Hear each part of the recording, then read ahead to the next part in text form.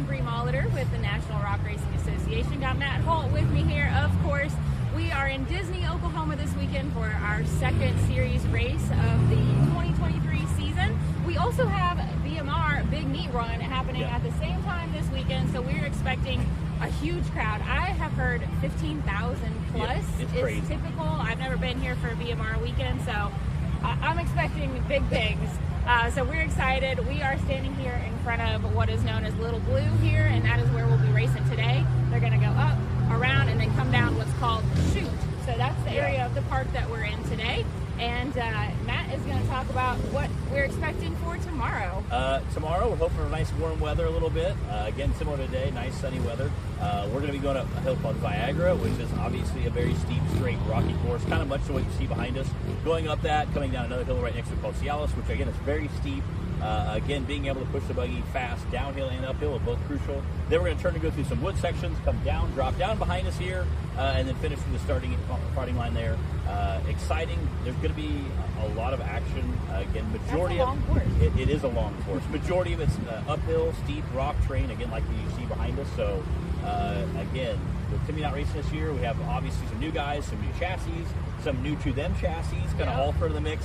Our first race was completely insane. We only had 3 drivers finish that course, so on hill 1 and 2. So interesting to see how it shakes out. And our terrain this weekend is completely different than what we had last weekend at Windrock. It was tons of mud, steep hills, but steep, muddy, wooded hills, and it's all rock and water. Not too much mud this weekend, so not a lot.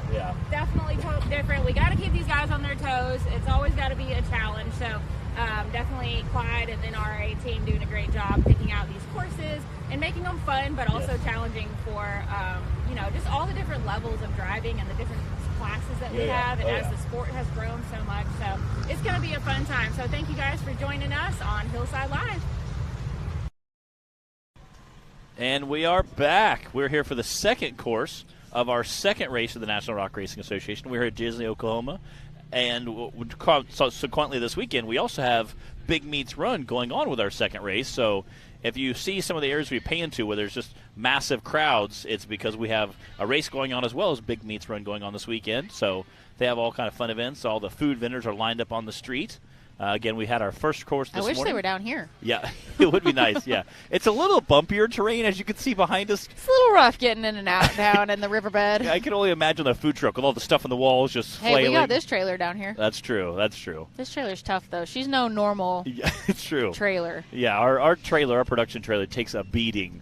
Again, thanks to Taylor, he's gotten everything strapped down and pinned down and bolted down and secured down with pins and pivots and locking pins. So zip ties. But we appreciate prayers for the safety of the production trailer. Yeah, it takes quite a beating getting hauled around from course to course throughout the year. But, again, this is our second race for the National Rock Racing Association. We have UTV Cup Series, UTV Stock Class, and VIN Class all racing today.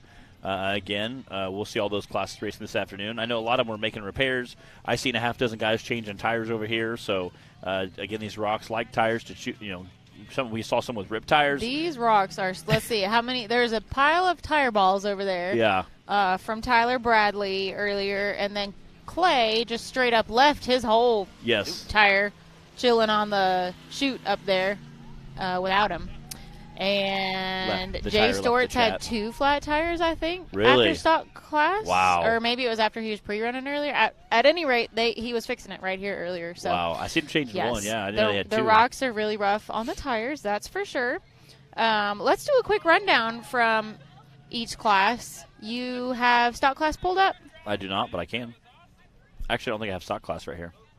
I have stock class pulled up right here in the notebook. So for our Rock Life Off-Road UTV Stock Class Course 1, Daniel Heckley had the fastest time with a 91, and then Brandon Davis with a 102, and Jay Storts with a 108. Those are your top 3. And then Justin Hoback had a 128 in that 4th place, and Doug Hood with a 160.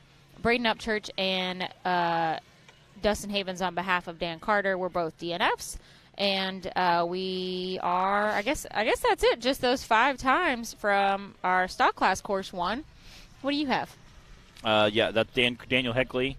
again, I only have a few DNFs, so again, a kind of limited class for that. Our VIN class we can run through. Well, that one's real easy because we only had two yeah. finishes.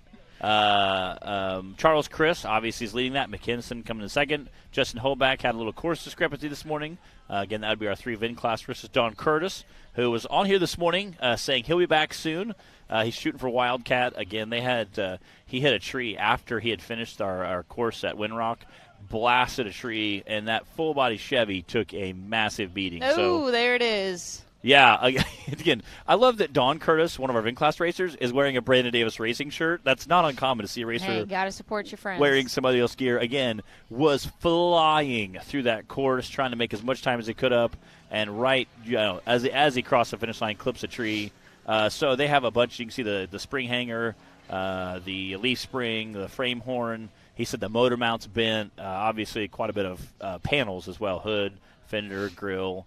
So they'll be getting that put back together hopefully soon. He said I think they're shooting for Wildcat to be back by, which stinks because this is probably one of the closest races to them all season. Yeah. So they're in Kansas. Yeah. So I'm kind of surprised he didn't make the trip just to kind of come hang out for the weekend, goof off, and yeah, he's got work to do. He probably is working. So a huge shout out to the whole Curtis family. I know they're a great group. They always come out and show a lot of love for racers. So.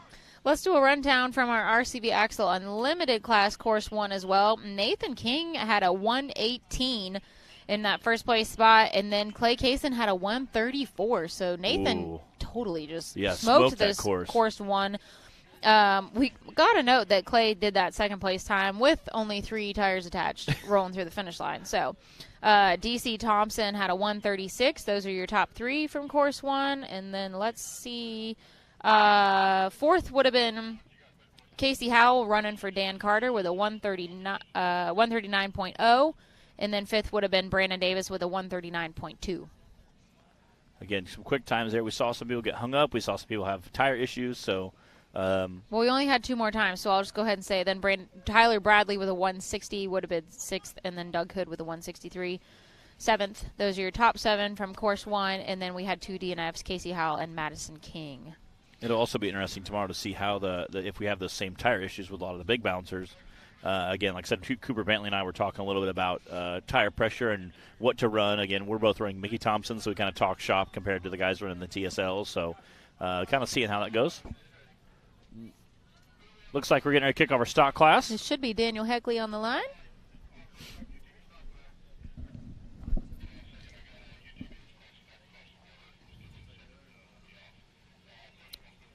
Good, Taylor. If you're just joining us, everybody, welcome to Hillside Live. We are back from our short break in between Course 1 and Course 2. Daniel Heckley's on the line, ready to kick off the Rock Life Off-Road UTV Stock Class, Course 2. Daniel had the fastest time on Course 1. I want to know where you guys are all watching from. We haven't asked that question yet today, and we are in Disney, Oklahoma, so a bit further away from home for most of us. Not everybody, but for a lot of us, this is pretty much our furthest event from home base. So where are you guys all watching from online? Are you chilling at home? Are you on the couch? I mean, it's a Friday afternoon, so are you at work? Are you sneaking some screen time with us here? Yeah. I seen Adam Kuntz on there. He's part of that Perryville Mafia crew. Again, part of that near that. Oh, he's having a little trouble. Hey, as always, make sure you guys are watching from the Rock Racing TV Facebook page, not any of the other pages like the SRS page, because Matt and I are watching on Rock Racing TV, and we want to be able to see your comments and answer your questions and interact with you guys. So head on over to that Rock Racing TV broadcast and entertainment media page. It's not the group page. It's an obvious difference as long as you're just paying attention to that. When you click on it, should be about the first thing that shows up for you on Facebook. We got Greg Meadows checking in from Paintsville, Kentucky. Vince from Stockbridge, Georgia. Sean Keller in Oregon. Angie in Monticello, Kentucky. There you go. Braden. That's Angie Upchurch. Cheering on Mr. Braden Upchurch. David Uptain is saying he's in Vegas. All right, so, oh, Daniel, come on. Again, Daniel is having some trouble there in that rock section. Don Curtis says he's at work today in the shop fixing a frame tomorrow. Jacob also at work hiding and watching in Kentucky. Carter We love that. is watching from Little Blue in Disney, Oklahoma. Heck yeah. Hanging out on that hill right there. Yeah, literally 100 yards from us. He's watching the live feed. That's awesome. Kent checking in from Ohio. I love seeing how widespread the rock racing fan base is. Love that. Cooper Bentley pulling in money shot buggy. Oh, Daniel Heckley is. Oh man. Is. He's Oh, trying. no. He's told it. He was trying to hit the gas. See I if he don't can think straighten there's it up. any coming out of that. I don't think so either. You can see what a tough spot that is, and having to turn out of that Man. chasm there and immediately climb a ledge. Daniel's going to go ahead and get out. We'll get him recovered out of there. Huge shout out and thank you to our recovery workers, as always, for helping us keep things running smoothly and safely. And if you see any others out on the course, those are not just random spectators that are jumping in down there. Those are drivers that are going out to help their friends and family, whoever it might be that is needing that recovery.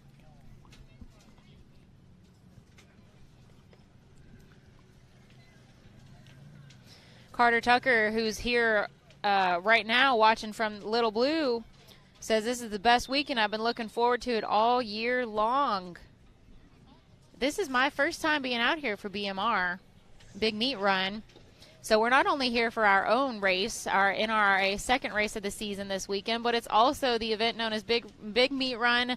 I don't know what year this is. I know it's been going on well over a decade. Yeah. The picture we posted on the NRA page was from at least 10 years ago. Yeah. I came here at least 10 years ago, and it was a big deal then. So yeah. I'm going to say 15, so 18. Anybody that's watching out there, do you know what year this is for BMR? Okay. And while you guys are thinking about that, we have one of the interviews that I've been teasing you with all day. We caught up with Nathan and Madison King, and while they're getting Daniel Heckley recovered out of that chasm on Little Blue, we're going to throw that up and let you guys get to know Nathan and Madison a little better. All right, guys, Matt and I are here catching up with Madison and Nathan King. They're out here checking out Little Blue obstacle that we're going to be racing on today here in Disney, Oklahoma. But first, I have a very important question because everybody knows how important the snacks are when you're involved in a day or a weekend of racing. So my question to Madison and Nathan is, what snack do you have to have on a race weekend or on a road trip while you're traveling to the race? Mine is peanut butter M&Ms and a sweet tea. There you go. Okay, that's solid. I like it. I gotta say, I don't have a snack, but I gotta have Mountain Dew before I race. I gotta get jacked up on Mountain Dew. You're not the only one. Right. You guys need to like just bring a cake. Hey, there we go. We have a lot of snacks you guys see underneath the table. Right. You know, so obviously the civil rights movement. We talked a little bit about this season. How does that compare on the race season? You guys, are you sharing secrets in the back of the truck or no? We always discuss our strategies. Like out here, we're saying like this is probably the smartest way. Sometimes we disagree, but we always discuss as a team. But afterwards, it's smack talk. It's me versus her. I beat her by 3 seconds. I'm gonna let her know. If she beats me by that much, she's gonna let me know every single time. Oh yeah. But you know what? One thing I did notice. So we raced at Windrock last weekend. Madison, you had a couple unfortunate little. They were barely even rollovers. It was like a tip over, right? Yeah. But the first people up the hill, and I don't know how you did it. It was like we watched your dad take off and Nathan take off. And you got up there first somehow. You're like a mountain goat up there. Yeah. Watch that 4-wheel drive. Yeah. Got my hands bloody. So despite any rivalry, obviously, they're the first on the scene, you know, to help and maybe give advice. I don't know. But you probably do some mixing and racing for each other. Maybe. I'd definitely say she does not. But yeah, I work on her buggy just as much as I work on mine for sure. There you go. That's what Big Brothers is for. She cleans the shop every once in a while. Okay. See, everybody has their role. Yeah. And speaking of role, you guys, usually I see your parents at the races with you, and it's kind of a family ordeal, or probably not ordeal, but occasion when you can all get together. And so what has that looked like for you over the last season? Both races at the season this year, and Madison and your parents too as well. So what has that been like for you as a family to just travel and come to all these events and do all that together?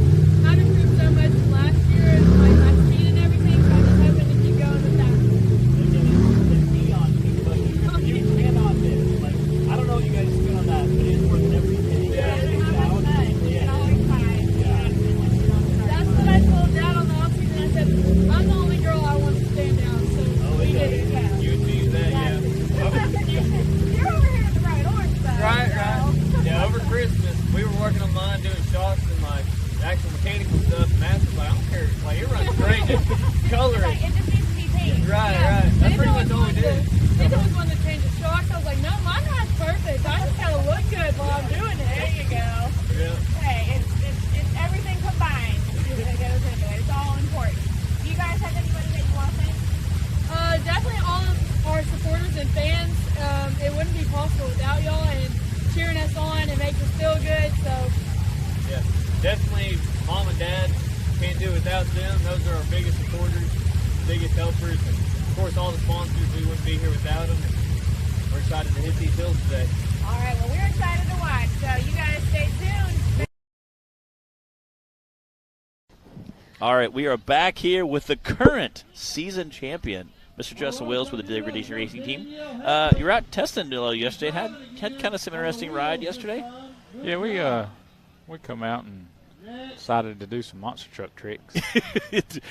Pretty similar. Yeah, I swear we was having a wheelie competition. It looked What like it it. looked like. You know. Yeah. Yeah, I didn't see Taylor nobody says else you doing won. anything. Yeah. Everybody else was scared to test their buggies. Yeah. You know. So how did it feel in the rocks? Again, last week we raced that mud, dirt, and trees, like Bree talked a little about. How does that compare to the rocks? So we didn't when we come out here. Before we even come out here, we done some more shock tuning and changing some stuff up. Okay. So I couldn't tell you the difference, like if we had ran last week and this week on the same setup. Yeah. But it should be good. All We've right. done some more changes this morning. So. Okay. Well, getting it dialed in. Yeah, trying to. Okay. Well, we're definitely looking forward to seeing what goes on tomorrow out here in the bouncer class. We might have some rain changing things up for us yet again. We can't seem to escape it right now. I guess that's what happens when we race in the spring, though. Yep. But right now we've got Justin Hoback leaving the line in that 4-seat Big Bertha, as she is affectionately known.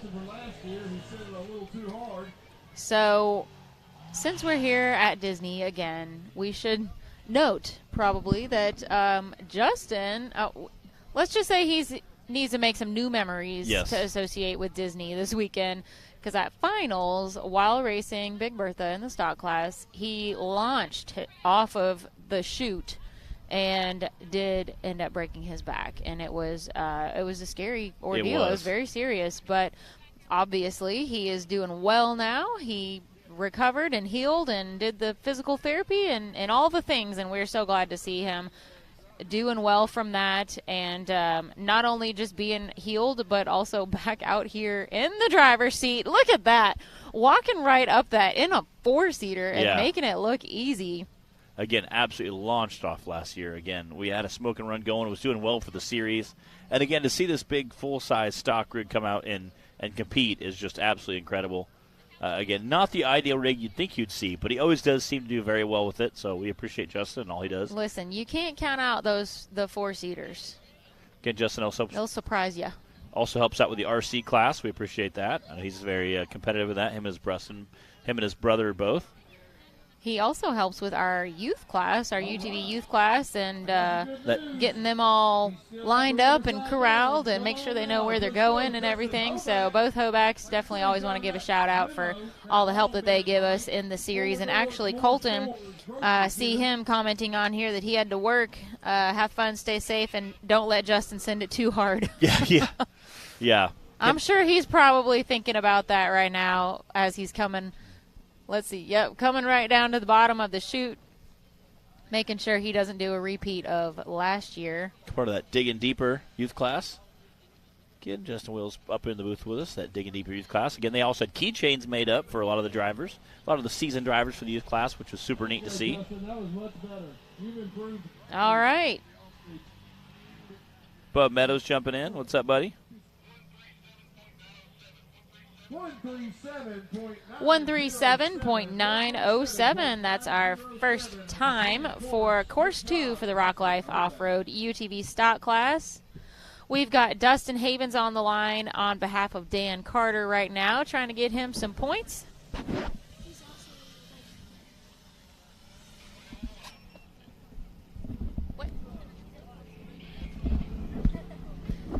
Yeah, it's not often that we see two 4-seaters out here. We're used to Big Bertha, but got a second one out here today. Dustin said that he might get in a little trouble from his wife for having it out here racing. She said, "You better not." I guess he decided to take his chances. Yeah. I mean, it's for Dan. It's for Dan. It's all for Dan. It's for Dan. So, yeah, it's Do it's allowable, right? That's a T-shirt. Do it for Dan. Do it for Dan.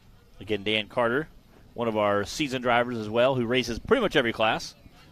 Had some semi-issues this weekend, was hoping to be here. They left out Wednesday, had some issues, and weren't able to make it. But he said, "I'll be with you in spirit, and I'll definitely watch the live feed and cheer everybody on." So there you go. Again, Dan Carter Racing is who he's racing for. So make sure you go check out Dan Carter's page. And again, he likes to post a lot of social media stuff during the off season and throughout the week before and after races. So Dustin did have a little trouble on course 1. We were not live. That was when we had lost power, but he did have a DNF on course 1. We weren't able to see what happened because we didn't have the drone footage up being able to watch. So let's see if he can handle this the same way that Justin Hoback did in his 4-seater.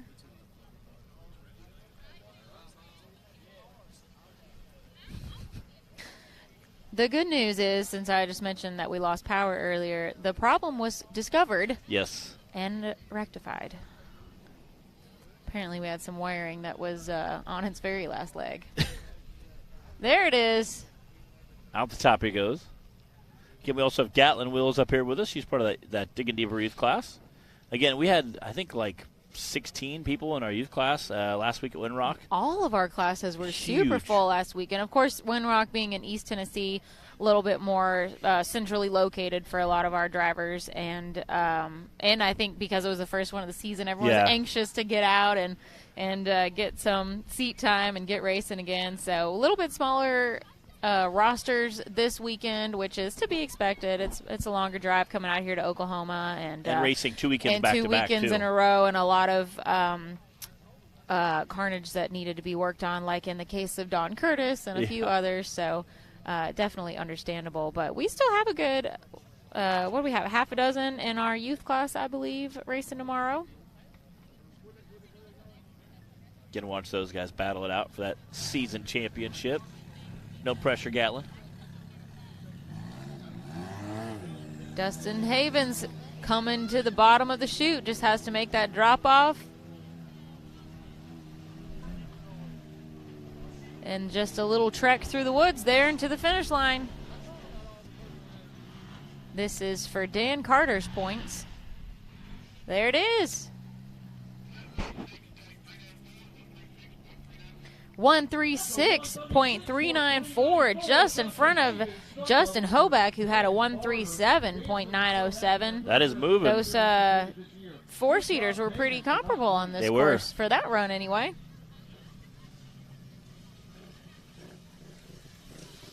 Being a little longer may have helped him in that rock section. Getting up those ledges and everything. Yeah, over by Little Blue. Again, at longer wheelbase. Again, we'll see bouncers tomorrow as they're heading through there. So, again, what are you most excited about the rocks? We're looking forward to for that rock section tomorrow. I don't know. Yeah? We just want to hit it, be smooth. Yeah? Again, are you more of a rock guy or are you more of a trail and dirt guy? I definitely like the soft dirt better.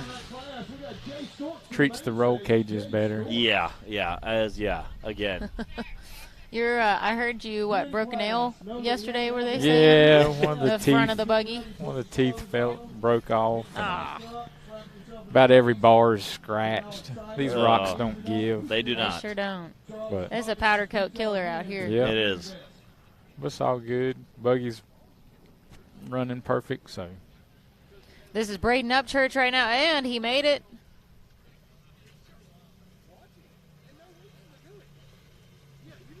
Up and out the top of Little Blue here. A few more ledges in his way, and then he's got to come down. Down through the woods section, back up and down the chute.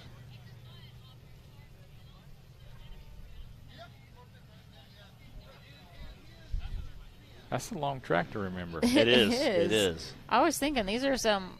We have trended towards the longer courses in the last couple of years for sure. We've gotten away from just the one-shot hill-killing type of racing and started incorporating some more seat time into the track, which I like better personally. Yeah. I like it if I'm racing and I like it for to watch, you're not in there for 13 seconds and then it's over. And you'd think it'd split the field up a little bit more, but it's amazing how many It's times crazy. you're all within a second. Yeah. Wow. 98.423 for Braden Upchurch. Wow. That is our new leader right there, Braden Upchurch. Yeah, and it is kind of crazy sometimes to see how, courses get split by, tenth of a second or, 10,000th of a second, between 2 or 3 drivers. It's really incredible to see that drivers are pushing that hard on a course that long. Vince Lowe says that's a great name for, I think he meant a hill, the Powder Coat Killer. One of these rocky hills out here. I'll christen it. It definitely sounds like a rock bouncing name. Powder Coat Killer. Jay Stewart's on the line now. My brother borrowed some money out of his 401k to buy a bouncer not that long ago, and he called it 401k Killer. He's like, yeah, it's pretty true. He paid it back when he sold the bouncer, though. So he's like, whew. Well, we got Cody Cason out here. His is called 401k. Guess we know what the priorities are. Yes. Stuff happens when you're racing, right? He's young enough. He can make it back. Yeah.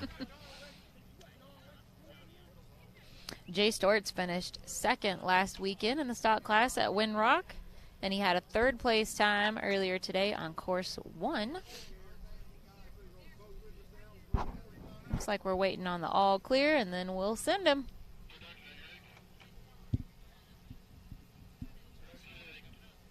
All right, for all y'all that have been waiting to watch Jay Stewart's, wait no more. Mr. Stewart. Mr. Stewart's has a wood delivery business, so when I say this guy gives me wood, I mean it. Jay Stewart. Coming out definitely hot and steamy there.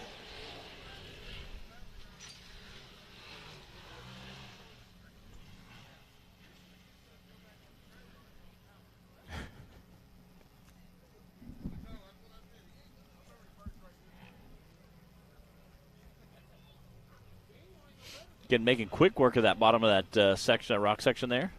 Again, you see that large cutout where a lot of people to the right take photos at, pull their bouncer or trail rig inside. It's a pretty cool little cave. I have a picture of back in one of my Jeep Cherokees in there from about 12 years ago. It's pretty neat.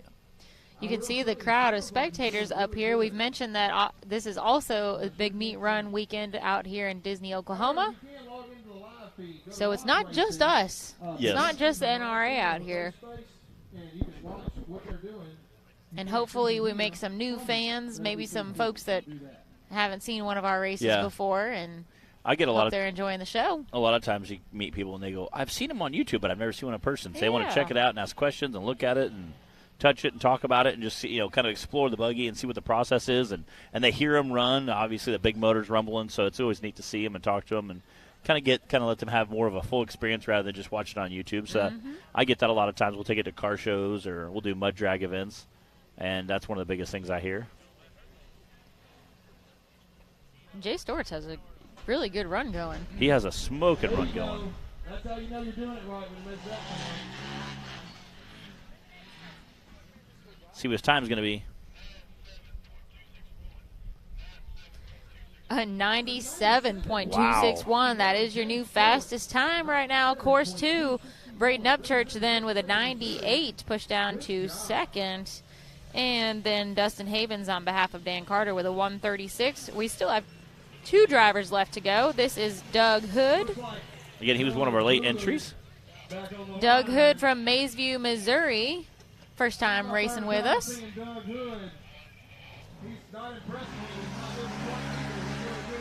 Again, definitely came out of there. Full steam ahead. We'll see if he can keep it together. Again, had a little bit of a mishap this morning in that rock section, so see if he can't have a little better time. So what number did you draw for tomorrow?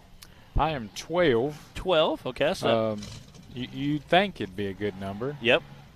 Again, number 12, so that'll be... I think you're running in front of me. 12, you're going to the end. Let's see the beginning. Let's go run the end at the first course in the middle of the second course. So, no? No, you look at the driver's list. Yeah? You're number 12? I'm number 12. Yeah. Justin you will got- be almost at the bottom on But Hill 1. You got. What did Daniel decide to do for number 13? Do you know? You got Chris Griggs, not here. I don't know if Randall will be here. That's true. I think You Ethan got Martin might not be here, Ethan too. Martin. Mark The only Carpenter's not person here. in front of me that I know is here is Mr. Matt Holt. What number am I? Well, we know he's here, don't we? What number am I running tomorrow? Let's finish watching Doug Hood's run here. Now we got the drone back up. We'll figure out that bouncer list for tomorrow. Let everybody know what tomorrow's lineup's going to look like.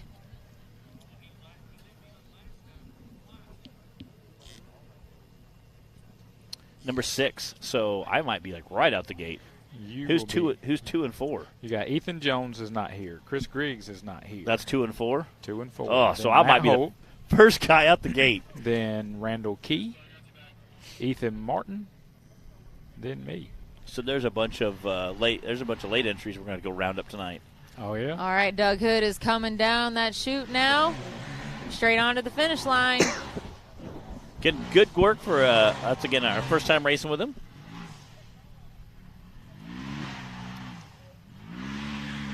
Gonna have a pretty decent time.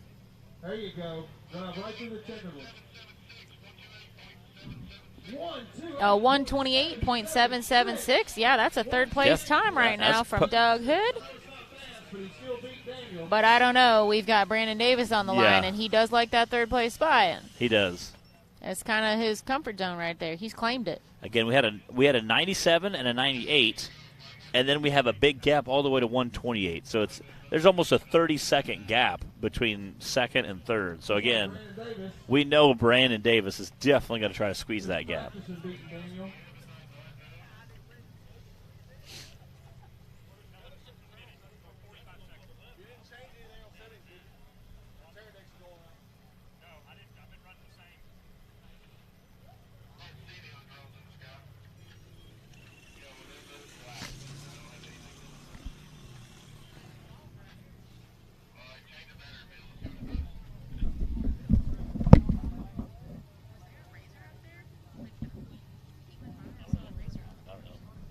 I know we lost all cameras and they just came to studio for a minute.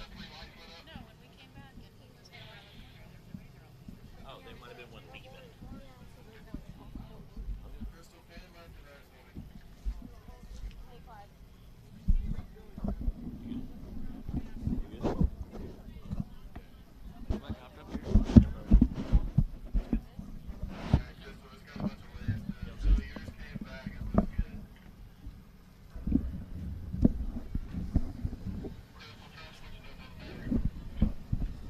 We have had some cameras decide to see you, Justin. Thanks. To leave the chat on us right now. So we're going to get those back up. We want you guys to be able to have some kind of view as much as we can bring you here. So we're going to give us just a minute before we send Brandon off that starting line.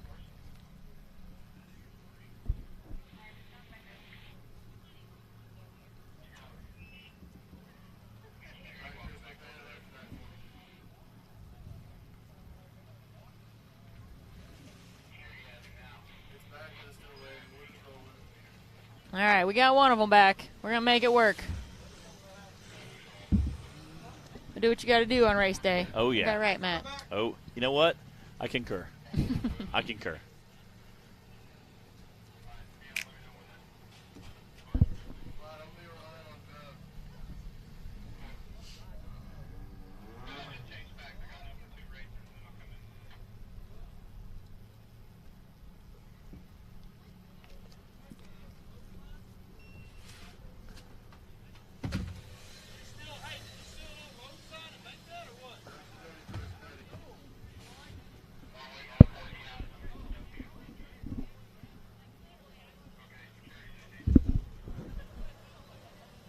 Thank you guys for joining us here on Hillside Live. Hope you've been able to catch at least some of the racing action so far today. I know on a Friday afternoon you might be having to sneak the screen time while you're at work or whatever that might be. We are in Disney, Oklahoma this weekend for our race number 2 of the season. and also BMR, Big Meat Run, going on at the same time here in Disney this weekend. So we've got a great crowd out here. Hope they're enjoying the racing action. Brandon Davis in that Can-Am off the starting line now. Again, something sounds like it was cutting out just a little bit there, but I'm not exactly sure what was going on. This is his third season racing this thing in 2 different classes. So it's been going strong so far, but it's definitely it's probably taken its toll over the last few seasons. This is going to be our last driver for round 2 for the Rock Life Off-Road UTV stock class. Then we'll move into our VIN class, round 2.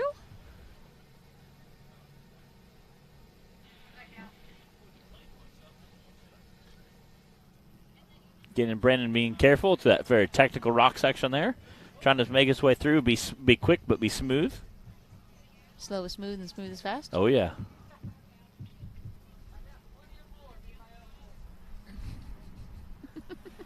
Jay Stewart's come up and sneak a peek at the screens. Checking on Brandon's progress. He didn't look pleased. As he giggles. Jay, you got to hop up here if you want to come watch the screens. Do an interview with us.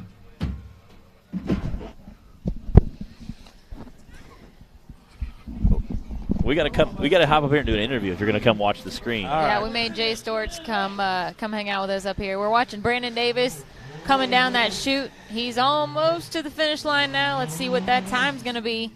Time to beat is 97. Ooh. And it's a 99.621 from Brandon Davis. So Jay Stewart's the fastest time on course 2 in the stock class with a 97.2. And then we had Braden Upchurch with a 98 and Brandon Davis with a 99. Well done, sir. Wow. What'd you think of all this rock and this long course that we had today? I love this kind of stuff playing on. It's pretty brutal to race on because you got to do it at speed. You're racing against other guys, racing for the best time. But I love rocks. I love this kind of stuff. I love rocks. I don't mind the course. I like it. How many flat tires did you have earlier? Well, I had to change 2 after the first course, and I had another one that I had to air up so I can make the second run because I only brought 2 spares. So I saw a pile of tire balls over there that you guys could. Yeah, I don't have any tire balls. Daniel's been telling me to get tire balls put in there, but I don't. I'm gonna get some. I need some new tires. These same tires I raced on last year. There might be some all up year. for grabs over there. Yeah. So I'll get some after this weekend, but. Get some seat time in the side-by-side. How does that prep you mentally, and what's your game plan for tomorrow going into the big bouncer? So none of this course really that we're running besides a little bit over here behind us coming down this waterfall part right here is the only thing we're going to hit in the bouncer. But generally we touch a little bit of the same course on most of the races. So, But I really enjoyed it. It helps my reaction time, I guess. We got the big buggy figured out. I believe so. I hope anyway. So my guys in the shop, man, Mitchell Guile and Colby Guile, they busted their tail all week getting it so we could load it up and get it. I didn't get to drive it and make sure. We ran it for 10 minutes, just let it run in the shop. I didn't ride. We pulled it straight in the trailers. Yeah, I have several people in the live feed and in person have said we've never seen anyone do a neutral drop in reverse before.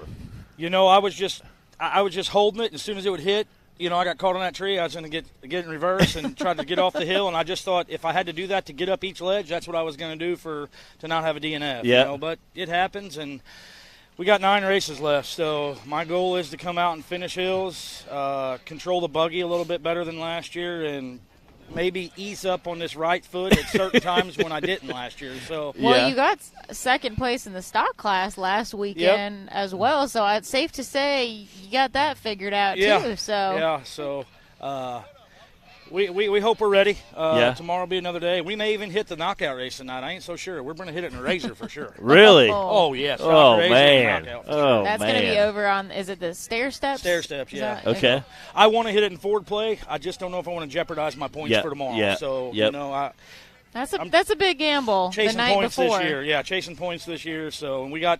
We raced 4 weekends in a row here in March. Oh yeah. So yeah. Yeah, we hit it hard. This is our own March Madness. Yes. Right. This is the March Madness that we all like. Okay. Well, we appreciate you, Jay. Thanks for hopping up here with us. Appreciate and again, to have that fastest time on course 2 definitely helps you out for the season. So. Yeah, I think I'm sitting in third after hill 1, so we'll see where that puts me. All right. We're going to keep them up. Thanks, Again, Jay. Thanks, guys. That's Jay Storch. He races our side-by-side and a big block bouncer with us, so you'll see more of him. You'll see more of him tomorrow. Yeah. If he survives getting Yes. off the trailer. And I know we threw a shot up there a second ago. We got our VIN class pulling the line, I believe.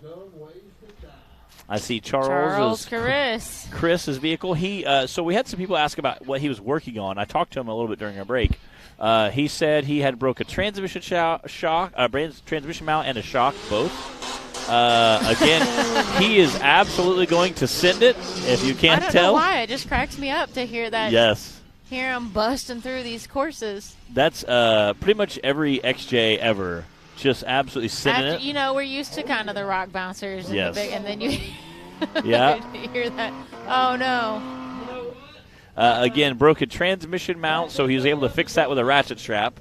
And then broke a shock mount, which he was able to find a bolt, stick a bolt back in it, and put a pair of his Lucky Vice grips on to keep it in there. And I said, "Oh, they're Lucky Vice grips," like kind of joking. And he said, "Yeah, I made a little chain and put a zip tie. That way, if they've come off, I won't lose them because they're like, Oh, wow. they're like my they lucky." are special. Yeah. Well, we're trying to find him. There he is. You can see towards the bottom corner of your screen. He's hung up in the. It's hard to say. Yes. This is Charles Chris out on the course. There's like a bouldery. There's these boulders, but then there's also like a hole in front of them, kind of. So definitely an easy spot to get hung up in, especially for our VIN class. He's giving it all he's got right now. Finding that rev limiter. Hey, back up neutral dropping. I saw Jay reverse neutral drop. That was the first for me. I'd never seen anybody reverse neutral drop. Last week he did it. Again, Charles absolutely giving it heck. I don't know if you can hear that XJ just rapping out in the woods, but he is absolutely giving it all she got.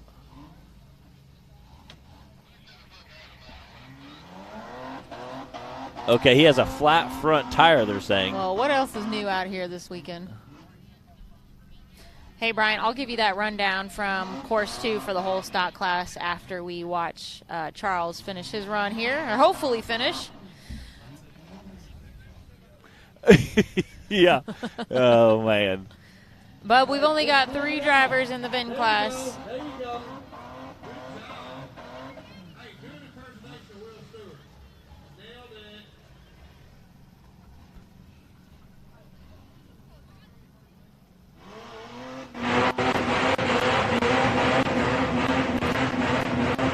Did we hear anything about a time limit, or what the time limit is? We always have one, but usually it's Yeah. around 3 minutes. But sometimes on longer courses like this, we kind of customize that, what the time limit is. I guess we'll find out shortly. I feel good about your next year. I think it's going to work. I really got a good thing. So Charles did take home first place at Winrock last weekend in the VIN class. And had a great run on his first run as well. Again, sitting first place on his first run. So we'll see if he can't get up that hill. I know Justin Hoback took that route, and so it was Accidentally. accidentally. On course 1. On course 1, trying to get through there, and just wasn't able to get it done. So it looks like No, now we have smoke.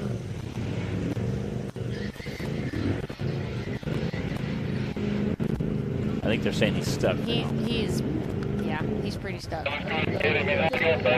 hasn't moved since he got to that spot. All right. Again, that was Charles Chris and his red XJ, which again does very well and usually won first place on our first course of the day. Going to end up with a DNF, unfortunately. So we'll see how that plays out again. Colton Hoback was also racing, took that same course, had a DNF earlier today. Justin, I'm sorry. So I don't know if our Toyota guy, I don't know if he's going to be able to make it. Toyotas are very well known for climbing, and he's Mick's done hammers, and he's been a Toyota guy for a long time. He knows how to make his Toyota do things that average guys wouldn't. But, again, this is kind of loose dirt hill. I don't know if his Toyota does tricks. It does. I don't know if he's going to be able to get this to conquer this. There it is right there on the screen. I have a request for a full rundown from course 2 for the stock class. So this is just course 2. Jay Stewart's had that first place spot with a 97. Second was Braden Upchurch with a 98. Third was Brandon Davis with a 99. Fourth, Doug Hood with a 128. Fifth, Dustin Havens racing for Dan Carter with a 136. And then sixth place was Justin Hoback with a 137. And then Daniel Heckley had a DNF on course 2. So that was our course 2 full rundown, all 6 places for the Rock Life Off-Road UTV stock class, which we just wrapped up. And now we are getting Charles Caris recovered off the hill in our VIN class, course 2, and that's Mick Henson that you see there on the line. He is from Tahlequah, I believe it is pronounced, Oklahoma. And as Matt said, he he races Ultra 4, has been doing that for about 3 years, he said, and recently just raced KOH last month.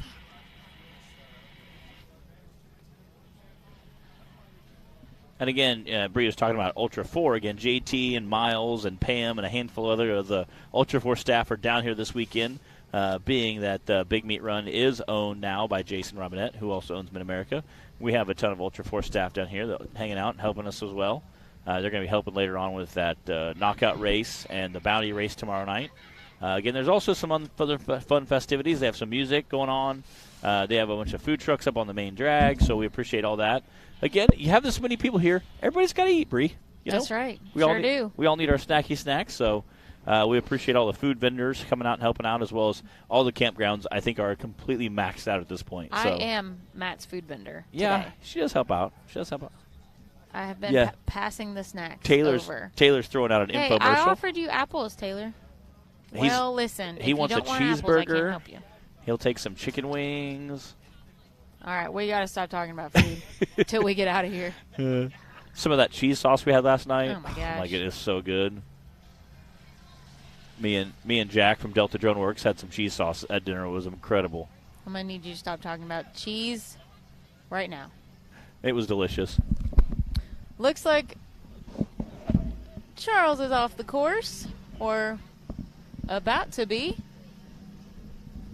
And then we'll let Mick Henson give it his best shot on course 2 for the VIN class. Again, Charles Chris pulling down. Looks like that front right driver. A little bit flat. Front right driver. Or front left driver. Completely unflammable for everybody behind you. That's the teaser. Good job. Again. Yep, another one bites the dust as far as tires go today. Absolutely trashing tires this weekend at this Even course. the tire balls didn't save. Again, Ultra 4 finals last year had the same problem. At one point, during the side-by-side race, the 4900 class, I saw about 12 pits in a row all changing tires in the side-by-side class. I believe it. All right, Mick Henson is out on the course now. His first time racing with us, but he is no stranger to racing. He's been in the Ultra 4 game for a few years. Raced KOH last month. And been rocking that Toyota for quite a while, so. And now he's. See if he can get up there and right climb. Where Charles was. Again, there's some a big rock with some ledges, as well as now there's some holes. It's really we really haven't gotten a good view of it yet to really show you why they're getting so hung up in there. Oh! Nicely done, Matt. You were right. His Toyota does do tricks. Yes, it does. Again, able to squeak it through, shockingly enough, but definitely able to get that. Again, going to try and get a decent time on this. Bud Meadows asking, do we go to Speed Sport for the Bounty Hill and the AOE stuff, or are you all covering it? We are covering it. The Bounty Hill and the knockout racing we are not putting that on. That's not an NRRA. Those are not NRRA events, but you will be able to find them on our pages as well. Is that correct, Taylor? Rock Racing TV will have the footage on it, but those are not our events. We are not running the Bounty Hill or the knockout racing. There we go, and crossing through the finish line there with Mick.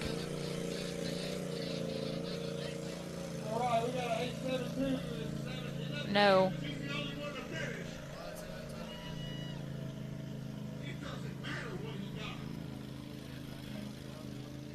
I think it was an 87. We've already seen this truck try to climb it.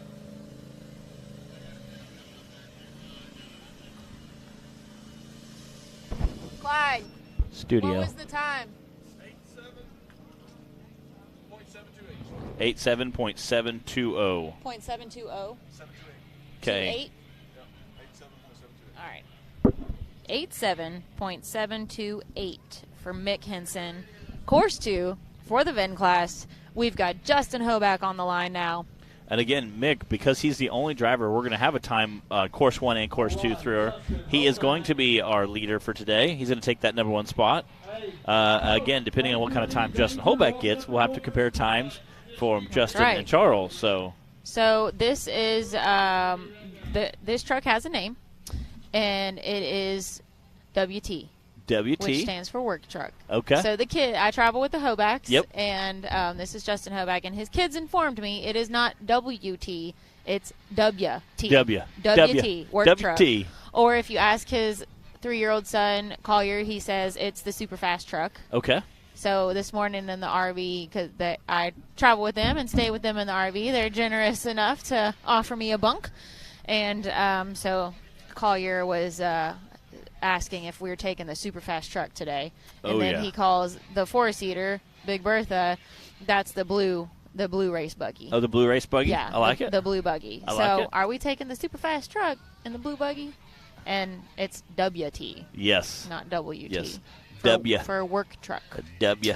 So that's because this truck is doing work. It is. Out here today. Not only is it toting the family around and here in case any recovery help is needed, it's also hitting the race course. From him, if you brought it here, take it away with you. Don't leave trash. If you see it on the ground, pick it up, throw it in your buggy. Go up there and give it to one of the cops. Either way, don't leave. All right, clock is hot. He's racing a cab and a half Super Duty. They've taken the bed off and made a mount for a side-by-side. Again, he just went to an open car trailer where they're going to run put the side-by-side in the front, put his truck on, and then put a youth class side-by-side on the back of it. He had some other plans to continue the making that rack later on. We were talking at the car wash during Wind Rock. Again, Justin's going to try to get up here. I had some issues on the first course. Definitely hear that motor eat. Unfortunately, I don't know if he's going to be able to get up that course or not. Again, there's some pretty rough hills, or some pretty rough holes, and as well as got a pretty big rock ledge there. Well, I don't know if he's going to be able to make it through there. Again, he's going to, just thrashing that truck, trying to get through there. That's my fault. I had opened it up to look in it. I guess I didn't get the latch all the way. Right. Oh, yeah.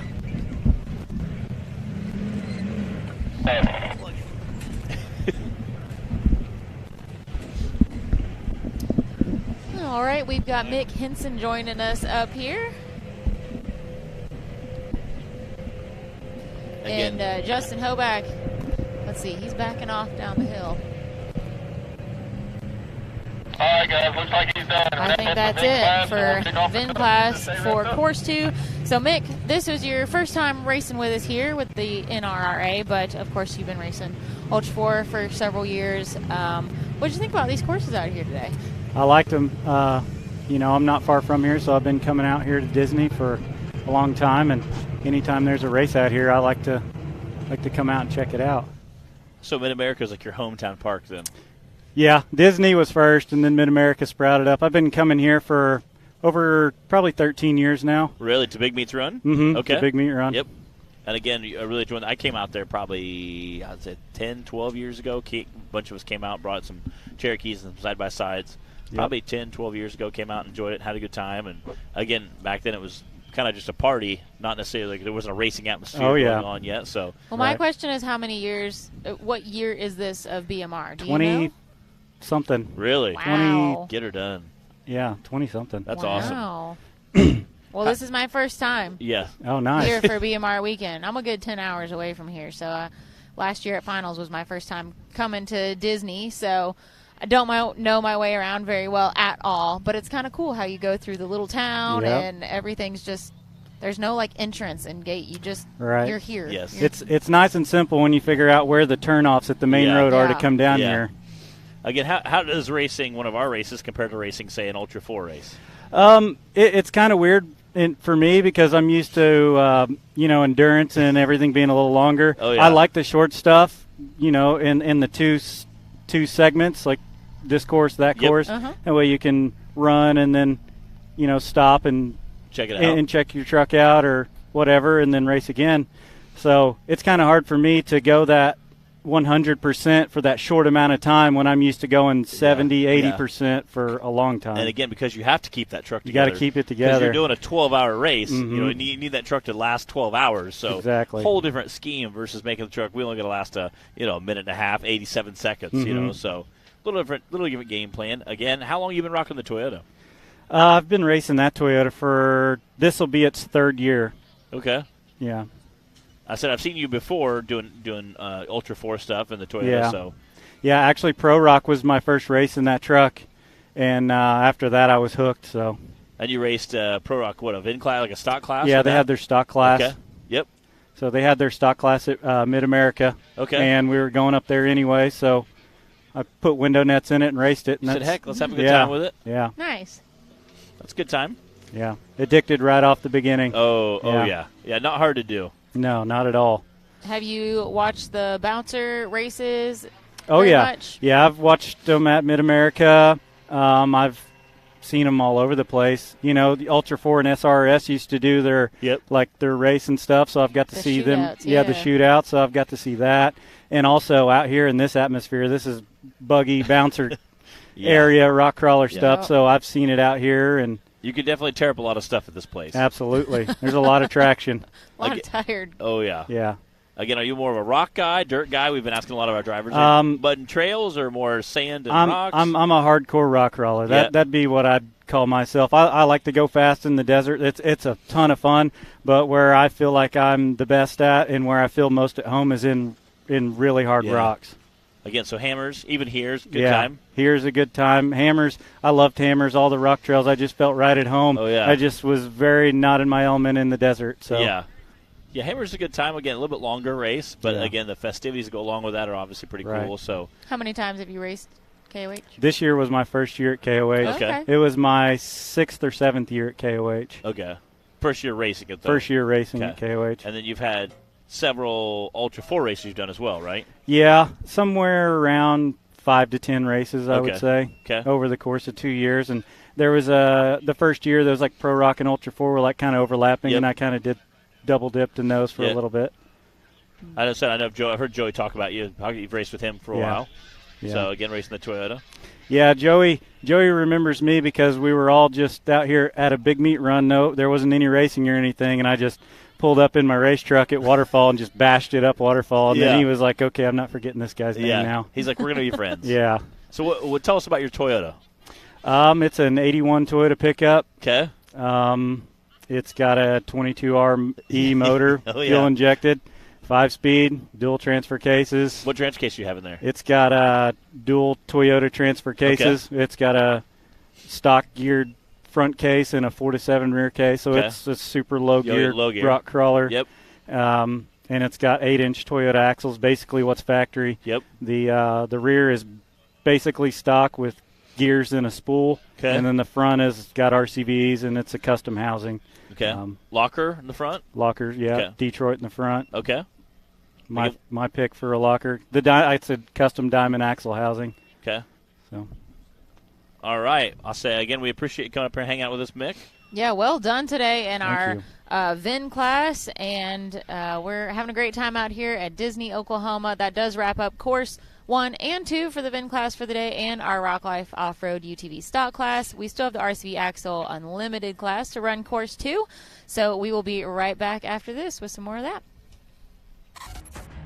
The Mickey Thompson Premium Mud Terrain is on the road and full of undisputed attitude. The Baja Boss MT. No compromises, ever. We are purpose-built tires for truck and Jeep enthusiasts everywhere. All mud tires are not created equal, and here's the proof. Powerfly XD construction, asymmetrical tread design, extreme side biters, and more. Find your tire size today at MickeyThompsonTires.com.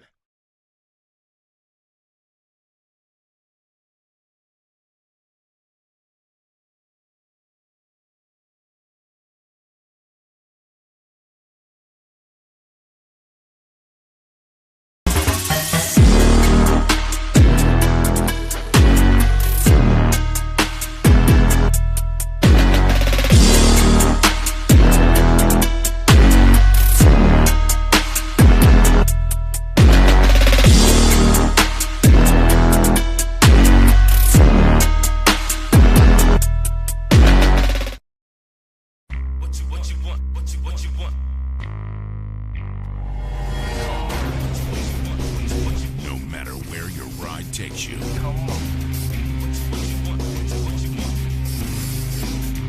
Whether it's a quick trip or a slow climb. When you choose RCV Performance Axles, you're guaranteed to finish every time.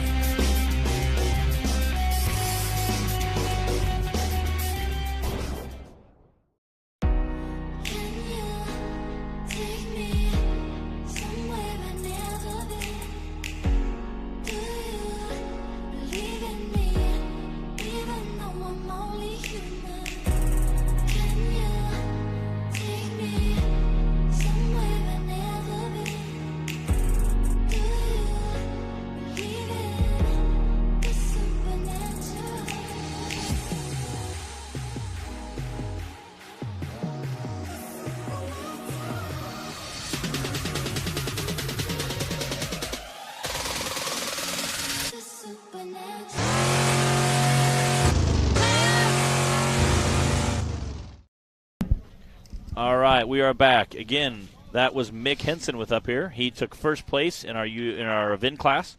Charles Chris will take second, and Justin Hoback will take third for the day. Again, we know those times just because of how the finishing happened with the VIN class. Well, when you only have 3 Yes. drivers, makes it a little easier to keep up with. Yeah. We're ready to move on to round 2 for the RCV Axle Unlimited UTV class now, and that's DC Thompson off the starting line.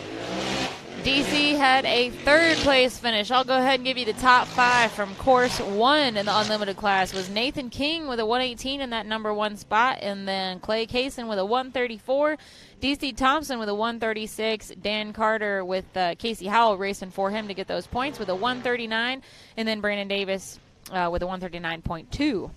So those are your top 5 from course 1, and this is DC Thompson out there right now.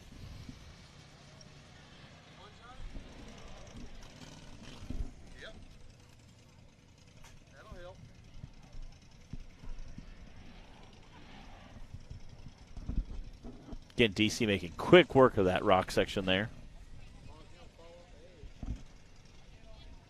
Absolutely hammering through there.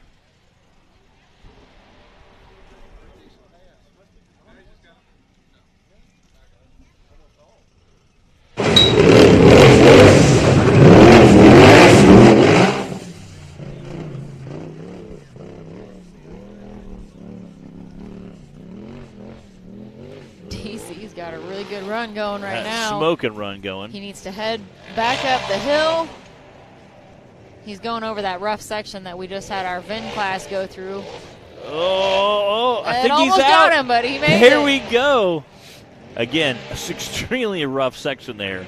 They just unearthed all those boulders Yeah. in the middle of the course. To watch a side-by-side just pinball through there was incredible. Now he just got to make his way down the chute.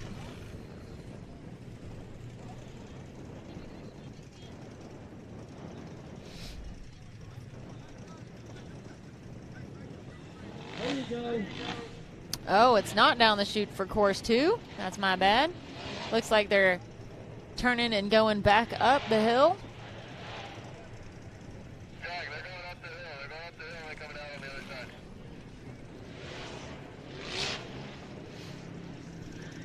Looks like our camera person didn't know where course 2 was either. So they went up and over that hill, and he's coming down the other side now.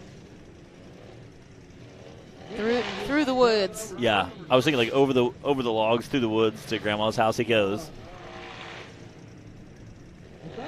Is he stuck on a tree?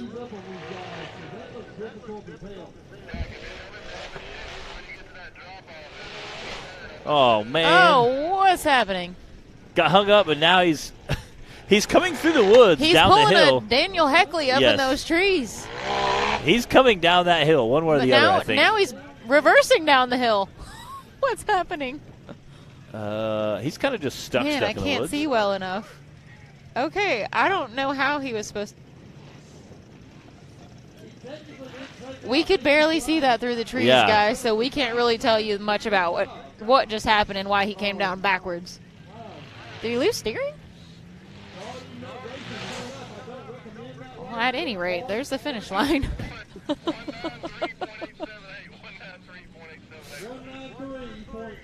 193.878. DC Thompson just like bushwhacking through the He did. He said, "I know trees. He said, "I know the course. You just follow me." I don't know if he knew the course or not, though. I He came out backwards. Oh man, well, maybe we'll figure out after Cody makes his run here what the trail is actually supposed to be. This is Cody Cason on the line, and the new to him, Daddy's Money. This is Spencer Grindstaff's old race buggy.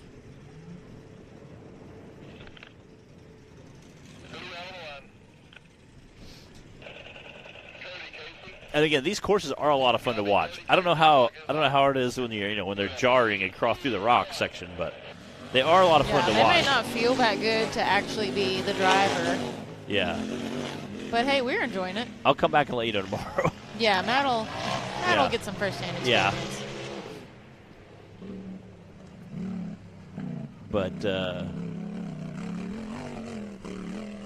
So all of our drivers should feel somewhat familiar with Little Blue at this point in the day. Everyone's hit it at least once, some of them twice already. and again, there were some of them because of the bouncers going through it tomorrow. They were all speculating what line to pick, and how creative they could get with that course, which is always exciting to watch.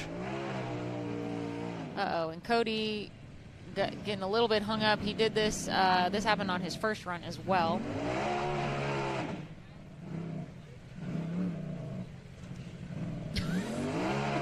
We were both like, huh? It works. Yeah, I thought the same thing. That's why I paused for a second. Again, that's Daddy's Money with Cody Cason out there. I got to hang out with him last night for a little while. Oh, that's a really tough spot when It you is. can't back up. And and the thing is, it's also those rocks are kind of cold right now. They're wet. Your tires are wet. So again, that gets super slippery through there. Again, we did see some longer side-by-sides come through there today. So Yeah, we had 2 4-seaters yeah, crawl right up it. So that wheelbase makes a difference. fingers crossed. I have the right wheelbase on my rock back for tomorrow. We're going to check air pressure, too, I think. We're going to air down a little bit. Normally, we run about 20 PSI. Matt, this might be, like, your place to shine It out might here. be. Just, Might be. Just slow as smooth and smooth as fast. Yeah. Just crawl those rocks.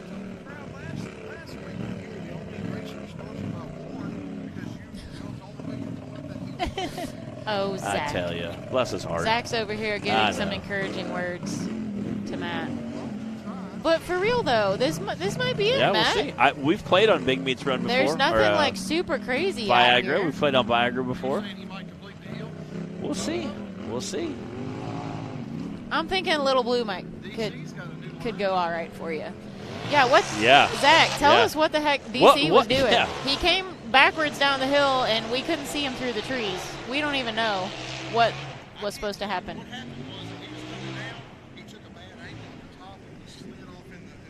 Yeah. Yeah. Yeah. Yeah.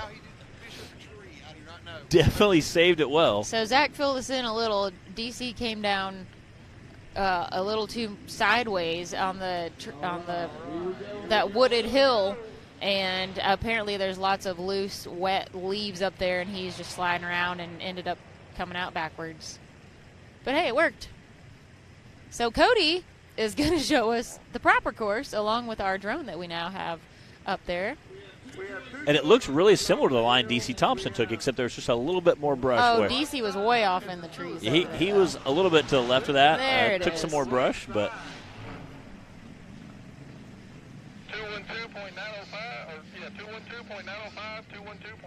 2.2. 212.905, and you know what, DC, for all his, I don't know what Yeah. happened over there, mishaps, he had a 193. So I think Cody getting hung up, coming up Little Blue definitely cost him right there. So that's our only 2 times we have right now for Course 2 for the RCB Axle Unlimited class. That is Doug Hood on the line. Doug was one of our late entries.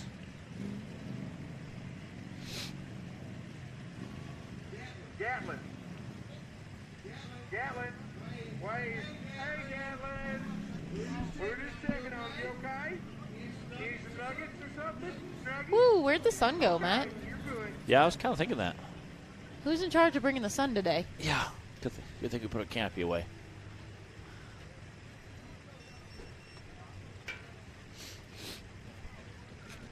How's Ava Garner running around in a t-shirt and leggings right now? I don't know. There's half our mom's club over Got here. a hoodie and a coat on. There's a few of them in t-shirts or long sleeve shirts, and I'm like, there's no way. All right, Doug Hood on the course.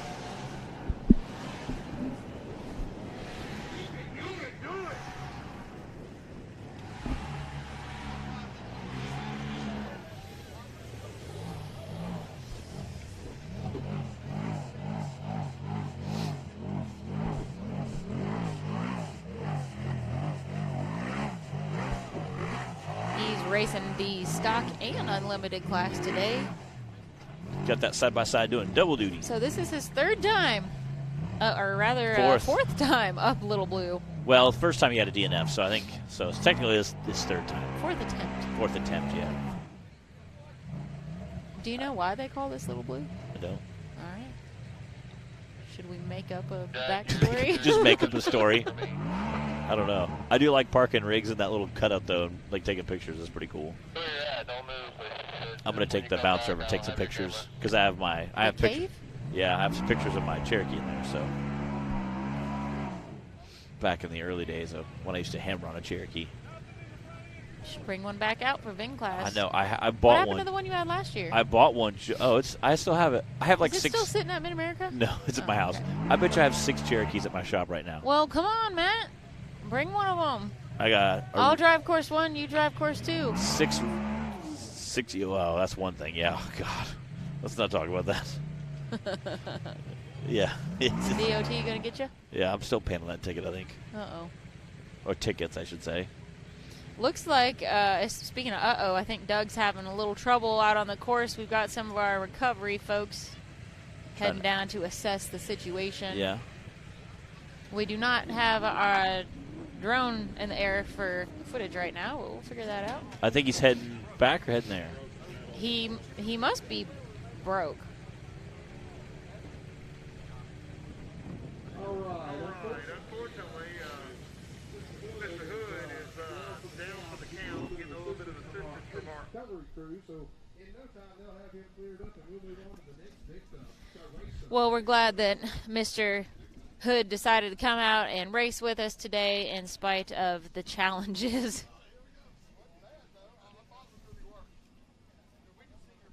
Always good to have new names on the list. Oh, yeah. Yeah, it's a good time.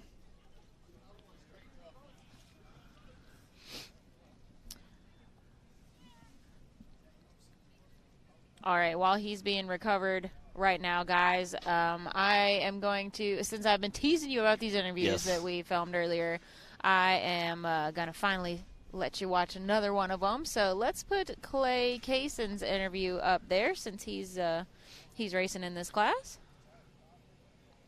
Let's go to it. What's up, everybody? I'm Bree Molitor with the National Rock Racing Association. We have cornered Cody Cason, and he is graciously doing an interview for us today. So, Clay, we're going to start off just let you talk a little bit about your new buggy for the season, 401K. So last season, 2022, was your first full season racing with the NRRA. You had a heck of a season. You can talk about that if you want. Talk about the new buggy, and we'll go from there. Well, last year was definitely an experience coming out. I've been coming to the sport for a long time, but last year was my full season to actually race, and I came out, just wanted to get my feet wet, feel it out. I came out in second last year overall for the Cup. Yeah. Don't know how with all the competition we got in this sport, but luckily I pulled off second. And yeah, my brother's coming out this year from the stock class, racing last year.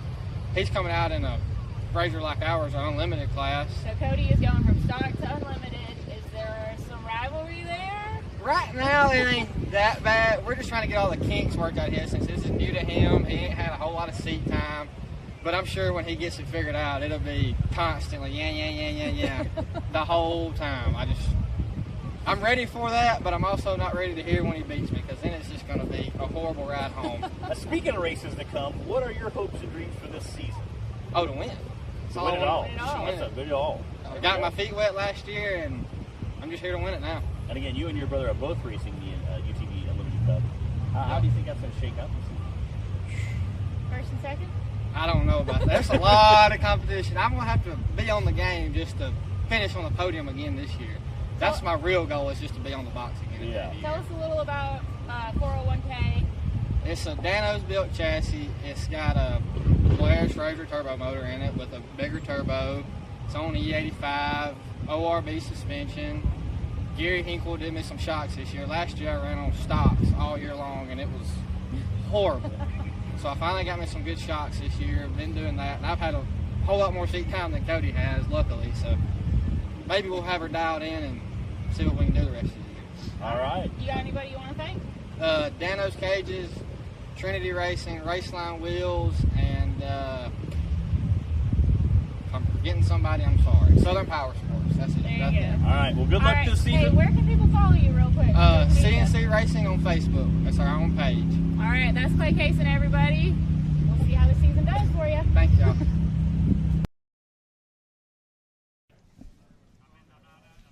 And we are back with Madison King on the line. And again, talking about that neon pink buggy. It is so distinct. That's what she wanted. I'm a little jealous. Mission accomplished. A little jealous that my teal doesn't stick out that well. All right, we're offering a reward. Yeah, you need to get a nice like sparkle coat. Yeah, like a neon teal. So it's got a little oomph in the sunlight. Yeah, little glitter, pearl. Put little some pearl. something. Put some pearl on there or something. So Madison did have a DNF on course 1 with a little tip over coming down the ledges. She made it up just fine on Little Blue. Shotguns are legal. Uh-oh, you're missing the time. Here's your chance for some redemption.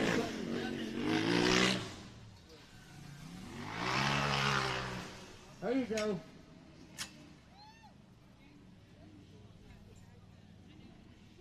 We played an interview with Nathan and Madison earlier. Hopefully you guys got to watch that. If not, we might be able to roll it again tomorrow, since they're both running our UTV Bounty class tomorrow as well. Again, Madison is making really quick time through here. Again, right about here's where guys are starting to get hung up at.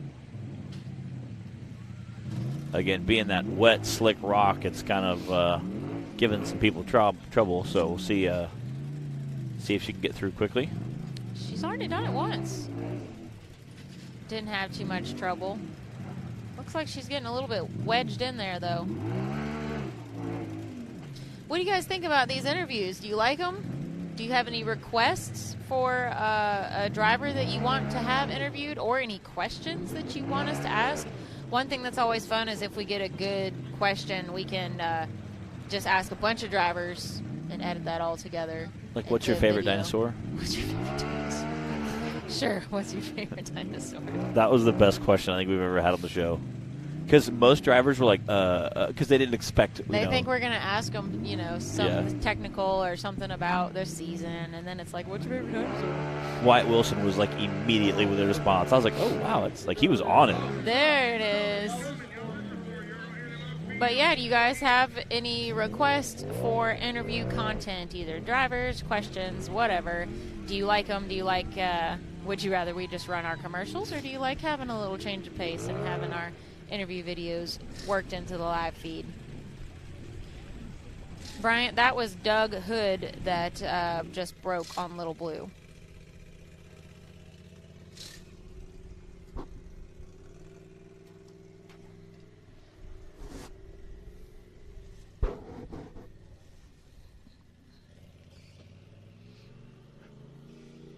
All right, Madison is almost back to the spot that she tipped over last time. Let's see how she decides to make her way down this time. Again, you can still see that buggy. Oh, yeah, there it is. Leaning quite a bit. Took a little bit more time, was able to get her bearings, then whip around that corner. I'm not doing that again.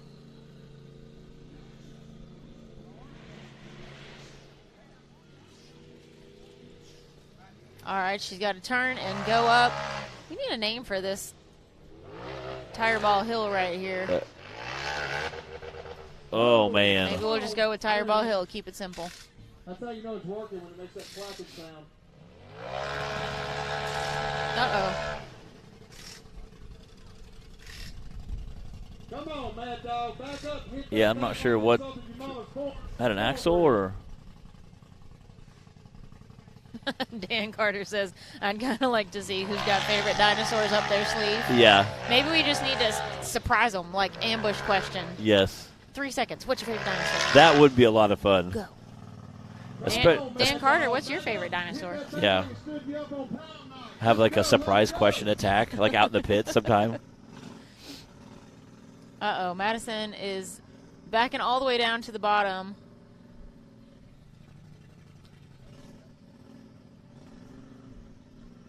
What's she doing? All right, looks like she might be done. Stink. I couldn't tell. The screen is dark with my sunglasses on. Did she lose the rear? Yeah, one of her axle looked like it wasn't turning, so I'm not sure exactly what was going on there. Dan's favorite dinosaur is the Dinosaurus Rex. Oh, well played, Dan. Well played. Yeah, yeah. Yeah, we're going to need to see a fossil.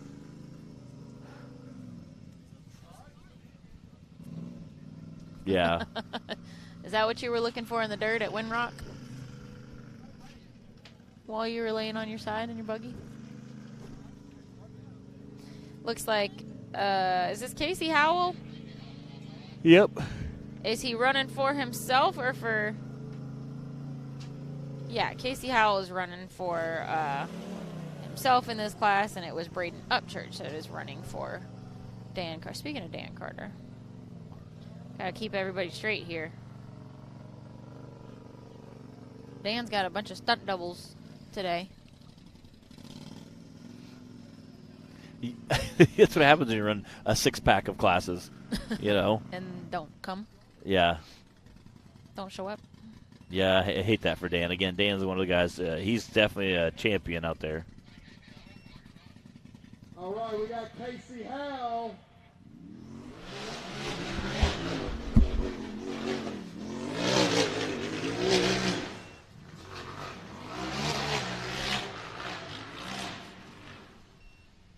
Again, Casey ripping through that first section of course there. Jed Harper says mine's a Raptor. Dan said he's cruising looking for snacks. Snacky snacks are life.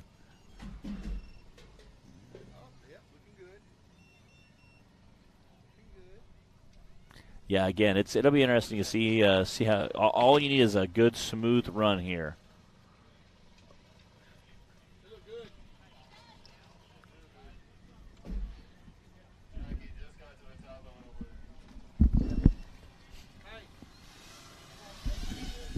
A really good run going for Casey Howell. He one-shotted Little Blue twice now, I believe. He did win in the UTV Bounty class last weekend at Windrock as well. Coming out strong this season.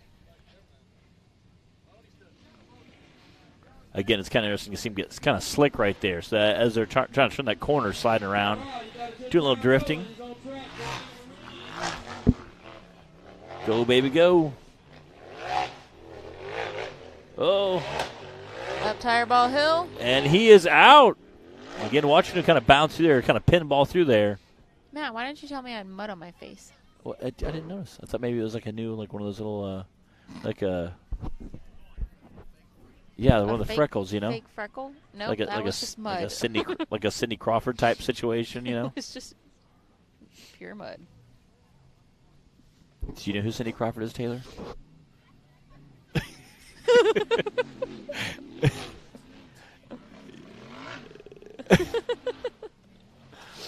Bless his heart.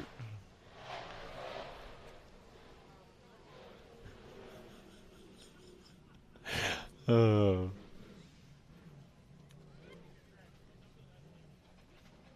Casey Howell's ripping through there. Again, we just talked about all you need is a smooth run here. The time to beat is a 193. Wow. 142.173 again, smoking that time of DC Thompson's at 193, almost 50 seconds faster. So that's definitely enough to put him in leader. Let me amend my statement. The time to beat is a 142. Yes. Yeah. Again, smoking. Again, we had just talked about at the beginning of Casey's run. All you need is a good, smooth run here. And again, Casey did exactly that. This is Braden Upchurch running for Dan Carter. He got 4th on course 1. All right, we got Dan Carter's stunt double. Dan Carter's second stunt double of the day. Only a racer like Dan needs multiple stunt doubles. I'm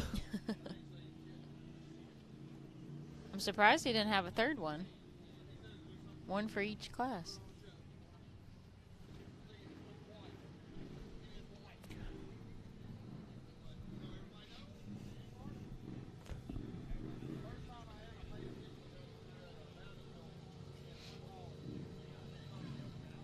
I took a picture of their mom's group earlier. There's like, a 6-pack of them over there in a big paying group.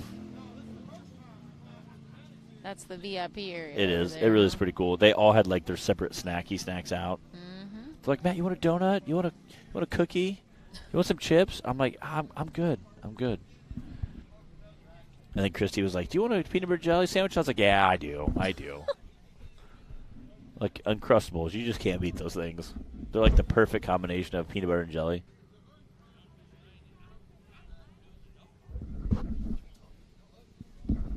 We know that Uncrustables are Dan Carter's go-to riding Yeah. snack.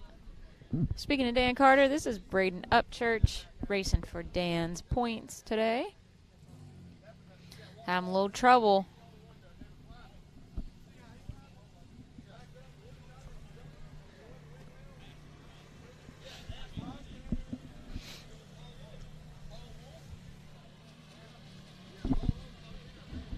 Oh, man, he just can't find any traction.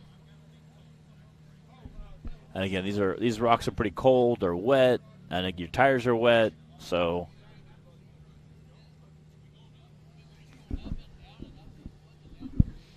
Did you say banana Uncrustables are the best, Matt Buxton? Is that even a thing? banana Uncrustables? What does that even mean? I've never even Look at Braden. I've never even heard of that. Heat up those tires. Giving her all she's got, Captain. Yeah, I've given her all she's got. Again, heat them up, back up, bump it over there. Dan, he's doing it for you.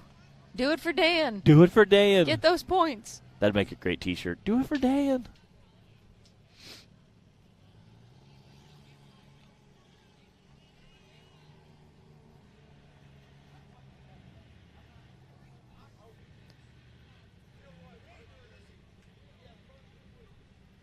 Is our drone returning home? Yeah. He's coming back. Again, you can see Braden just working that front of the buggy back and forth, trying to get up that hill. Hey, it's a good thing he's got a teal roof so we can see him. Yeah. Oh, it's so close. You can see the front end bucking as it grabs traction every now and again.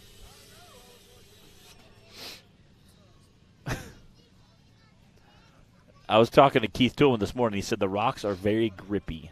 So Not grippy enough, apparently, for Braden right now. Not in the water. The trench down in the Little Blue. There were some nice waterfalls coming down this morning when we were filming our interviews out there. The waterfalls were actually almost too loud. Yeah, it was. It was almost kind of funny. Adding a lot of static. Our Braden is still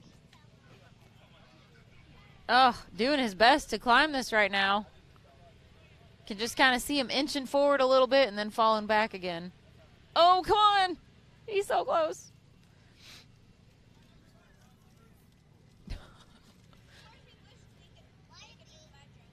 The more teal you see, the better. As he climbs the hill. Man, he's so close, too. That stinks.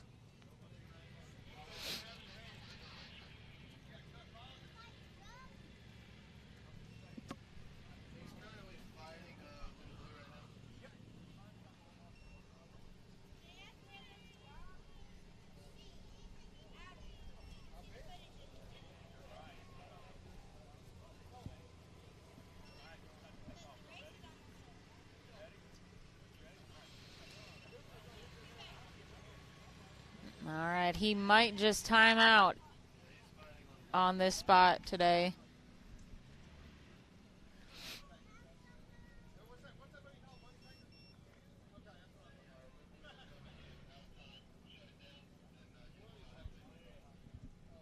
All right, and he is out of time. Oh, man. Hey, no one can say he didn't give that his best shot, though. Definitely got Dan those points for attempting the hill, or the course.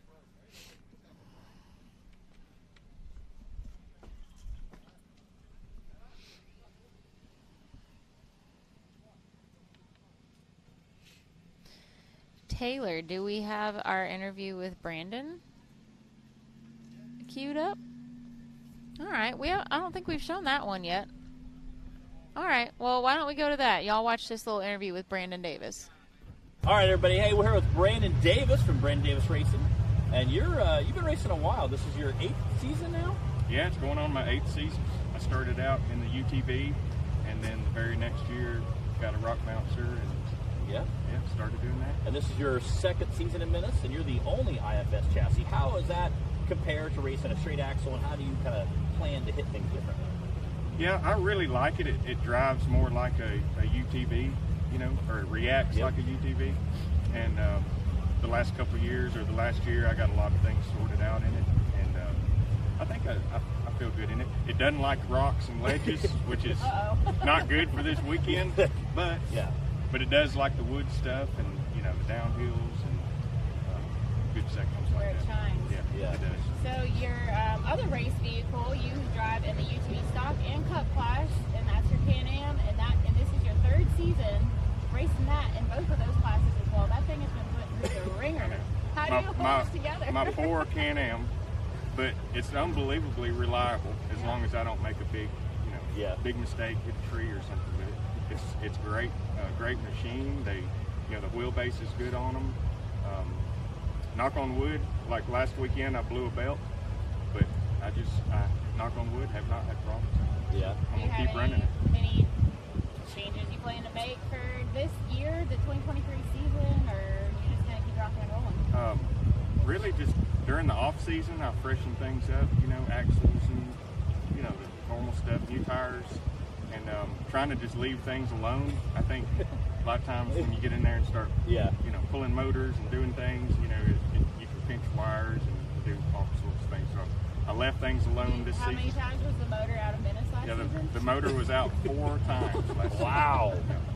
I did have a bad run of motors, and I feel like I've got that sorted out. So hopefully, unless I do something silly, it'll be a good season. So. And you said that there, obviously, to do rocks.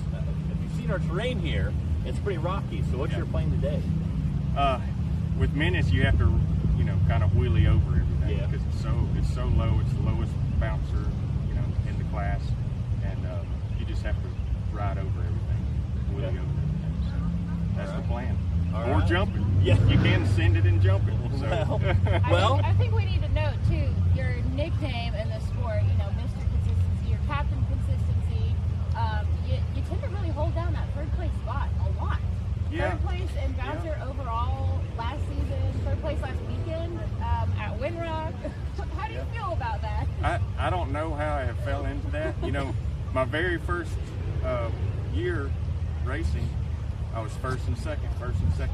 And then as I get older and it gets more competitive, I'm slowing down. People are getting faster and faster. And so I've dropped off a place or two, but I'm trying to hold on to it. You're still pretty consistent on that podium. Yeah. Even if I don't, if I don't get 3rd, sometimes I get invited up on the podium just to stand with the guy that got 3rd. So it works out all right. All right. Do you have anybody you want to thank or anything else you want everybody to know? Yeah, I've had quite a few people helped me on the Can-Am. G4 Scary with G4 shocks. Phenomenal job. Gear grabber shifters. Scott Goforth hooked me up with some tires and wheels. So, and my smoking hot wife that comes along every weekend. She does not miss a race and makes it a fun trip. So. All right. Well, thanks, Brandon. Good luck out there this weekend. We'll see you guys later. All right, we are back. We have Tyler Bradley on the line. Looks like they're about to kick off. Again, we got about 4 or 5 racers to go here in the UTV Cup Series. Again, Tyler's one of our seasoned drivers. Let's see if he can hang on to all the tire balls. Yes. In the tires now. Again, has that new gray color scheme on there with the maroon. Looking really sharp this season. The drone is back in action.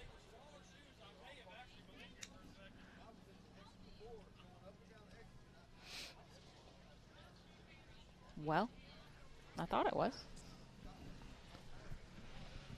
Nice. Tyler made that look easy. He did. He flew through there. Again, that's going to be a smoking time if he can keep that up.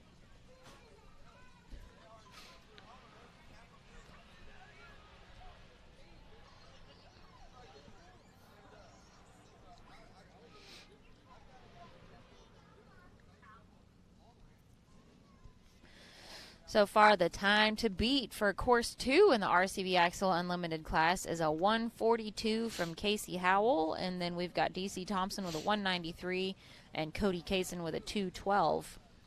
Couple of DNFs, and this is Tyler Bradley working his way through the course now. He's about halfway through. Again, taking his time through that downhill section. Again, we watched Madison King roll over earlier today.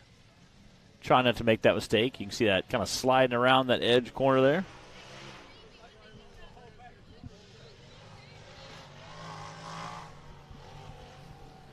There you go, Tyler. You're doing great, man. Don't listen to what they're saying. Uh-oh. He tried a little bit of a different line, it looks like, on Tire Ball Hill. Again, that is a rough section. We watched our VIN class, absolutely just kind of destroy that hill as they were trying to just thrash through it. And it definitely caused a lot of problems for our VIN class guys. Oh, no. Dang Front it. might not be pulling. That stinks.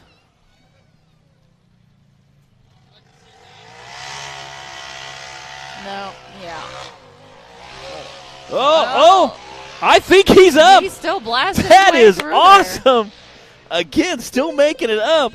Tyler Bradley absolutely sending it up that Tire Ball hill over there.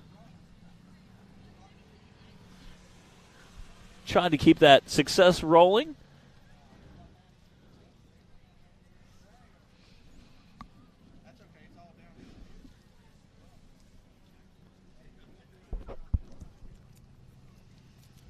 There you go. Ooh. Yeah. I think he might have missed his turn just a come little on. bit. Get up there. Go, go, Still go. made it work. Doing this in two-wheel drive right now. But is he going to come out backwards like DC down the hill? Hopefully not.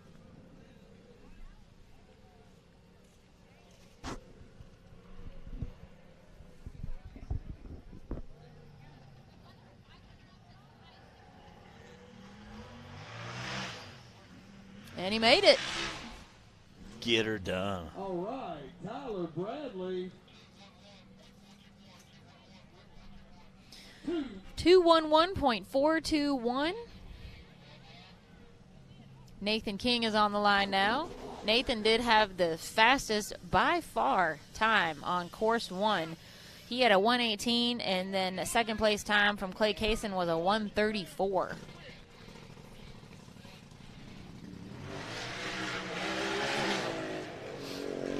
Jed Harper said these drone pilots are killing it. Yes, they absolutely are. We're so thankful for Jack out here with Delta Drone Works and his amazing drone piloting for us.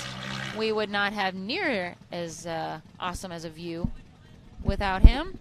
Nathan just had a little bit of a trouble not far off the starting line and had to pause for a second, but he's still rolling up Little Blue now. Don't know if he fell out of gear or what.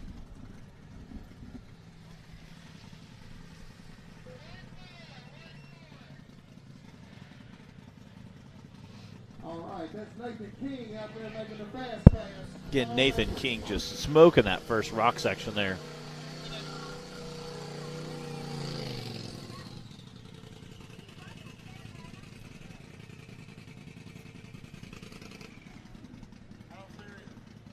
Again, Casey Howell with that 142 sitting in that top spot. Nathan's going to be pushing hard to try to take that away from him.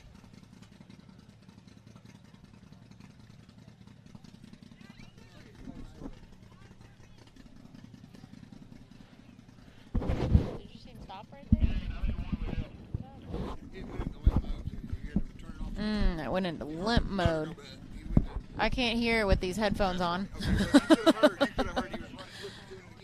Oh, and again, see, we can't hear that with the headphones on, but yes, he went into limp mode twice now and has to cut it off and back on. But he made Tireball Hill look easy.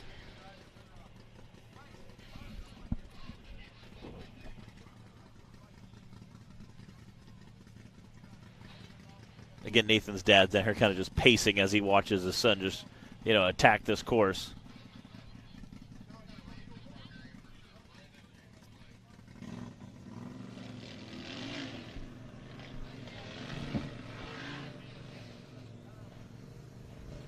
All right, he's got the worst of it behind him now.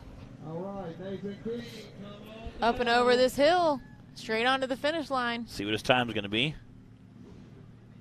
See if he's hanging on to that first place spot today in the Cup class. Oh, man. Definitely doesn't sound good. That's a 147.953. That's his second place time currently on course 2 in the RCV Axle Unlimited class. There's Brandon Davis sitting on the starting line. And we should have Cody Cason wrapping up our course 2 for the Unlimited class after Brandon.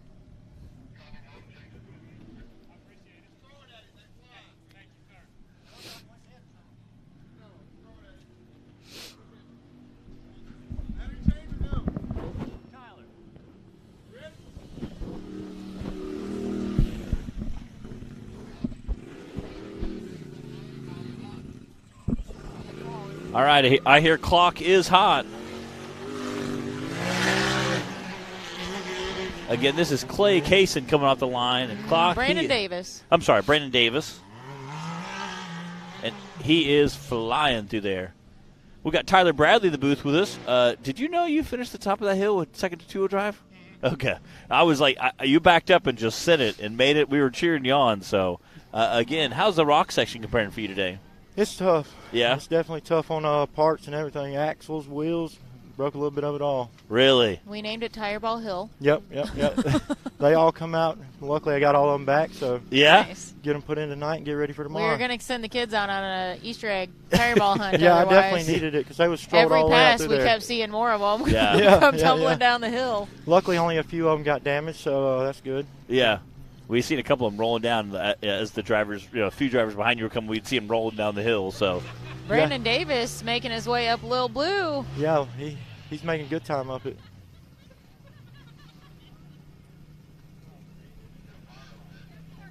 Man, yeah.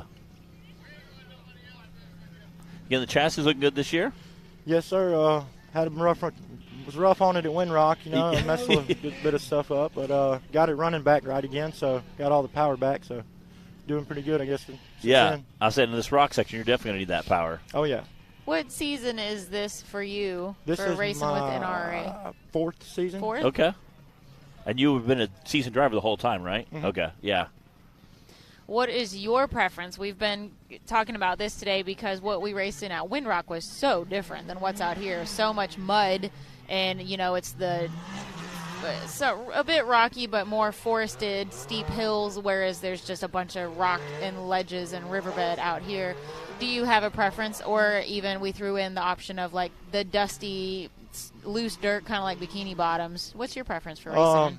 Definitely the mud or the dust, because rock is terrible on our machines. Yeah. And so if we race on Fridays and Saturdays, it's like an all-nighter Friday night to get it back right, to go Saturday morning again. So plus it was an all-nighter just to drive up here last night. I think I got here at like 4:30 and went to bed till 7. Ooh. Where are you out of? Birmingham, Alabama. Okay. Wow. So how far is that for you? Is It's that about like 13 and a half hours. Oh, man. Pulling a trailer. And you left yesterday after work? Or? I left here at 12 o'clock yesterday. Got here at 4:30. Yikes. Wow.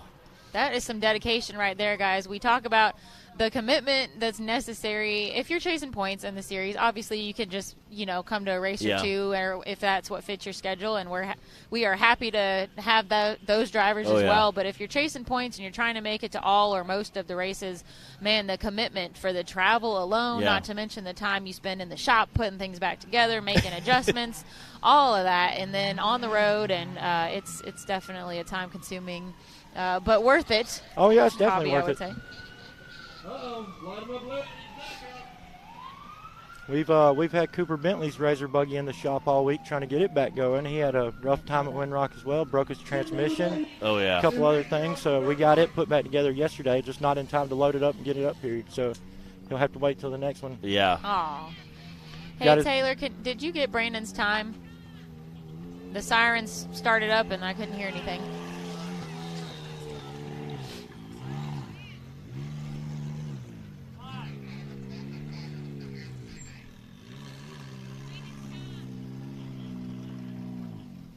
Somebody get hurt or something? 1 second. We got to let the first responders clear up. 177.082 for Brandon Davis. Not a bad time enough for third place. So that's Clay Cason on the line, and he's going to wrap up course 2 for the RCB Axle Unlimited class. We have a cold course right now. Like we mentioned before, there's only so many trails to get in and out easily of where we are down here in the riverbed racing. So we're going to let those vehicles get out of here and make their way through the course, and then we'll be hot again. We'll let Clay do his thing. He had a second place time on course 1. So, Matt, what's your plan for tomorrow, buddy? That's a really good question. Yes, Matt, do you have a plan for tomorrow? So, since you race Bounty, I figured I would just let you, you guys run for us. I'll just do what you do and try to just go a little faster, I'm just glad we get to stay away from what we had to do last time. That was crazy. That was sketchy. And I say all the time, again, this is Clay. All right, Clay Cason's out on the course. Clay coming in with his new chassis. That 401K. Love his wrap. His color scheme looks really great. Got that wheel back on? Yeah, got the wheel back on, yeah. I always... Well, rather replaced, I would say. I don't think there was any going back on from what happened to the last one. Again, this is Clay Cason racing here. So, again, Clay, much like Tyler Bradley, a lot of guys out there, a lot of our UTV drivers also race the Bounty Series. I have a lot of respect for the guys who do the Bounty Series because you do a course that's so extreme that, bouncers can't make it up. Nice. He just made that nice and smooth. Yeah. So some of the side-by-side guys kind of just rip through it. So mad respect goes out to all the UTV Bounty guys. It's amazing the difference that wheelbase and tire size can be either pro or con. Yeah. And it can surprise you sometimes what each class is able to do that the others can't, that you don't expect. Like we've seen, right where Clay Cason just came up and flew through that section, we've seen some some four-seaters climb up no problem today. So we'll see. Again, we'll see what Clay's time is going to be. He made quick work of that, but we've seen some four-seaters just very quickly climb through there. So the edge of the river there. I see Cody down there cheering him on. All right, Tireball Hill. He made it. He made it. Yeah. Yeah, he's got a good run going. Yeah, great. He was flying through there. Our drone got grabbed by some branches, I think, so that's what happened there.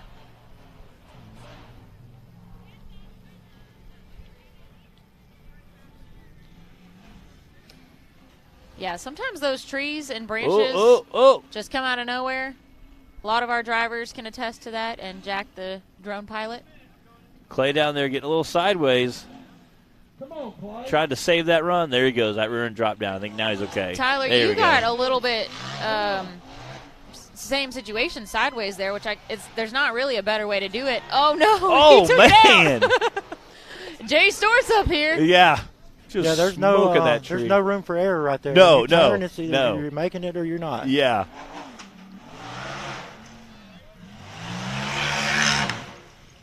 Did he hit another tree? Still with a smoking time.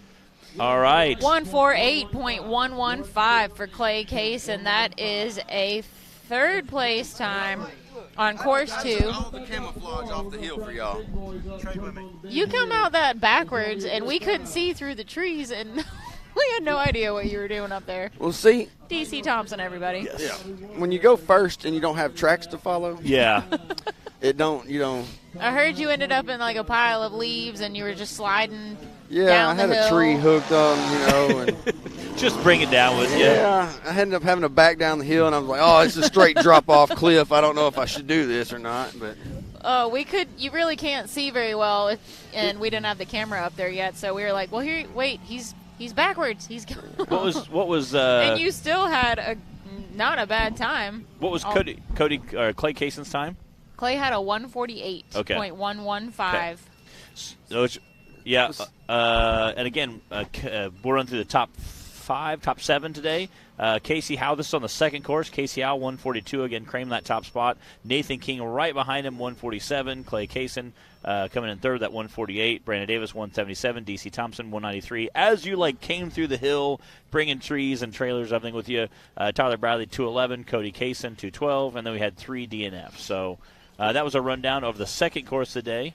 Again, we'll be doing awards shortly after that. But so how was going first? Because you had a pretty good wood section you had to cut through. Yeah, see, there was it was camouflage. Camouflage. I didn't see it at all. Yeah. It was, so Yeah. I come out over here on the top of Cialis, and I was like, well, I have to turn around. So I just seen the trail, through the and I just shot. You just gave it your I was mowing down the trees. You can and hear then him. You can one hear him hooked clipping me. him. We saw you get spun around. Yeah. We couldn't tell what was So, going on up there. If I figure out my directions, these guys couldn't stand a chance, And I say, Put a little compass on the dashboard. yeah, Right. and the chassis you're running currently you built last year, I did very well. We were consistently on the podium last year with it. Is that kind of your plan this year as well? I don't think he wants to get on the podium, Matt. Yeah, of course, that's not his plan. No, that's not the plan at all. You want to be in that number 1 spot. I mean, doesn't everybody? Yeah. Right. So I I'd just say- got to I'd figure say out that's where I'm usually the going. goal. Yeah. So, You need to go out and walk the course next time. well, I was trying to get my bike to run, I'm not surprised. Yeah.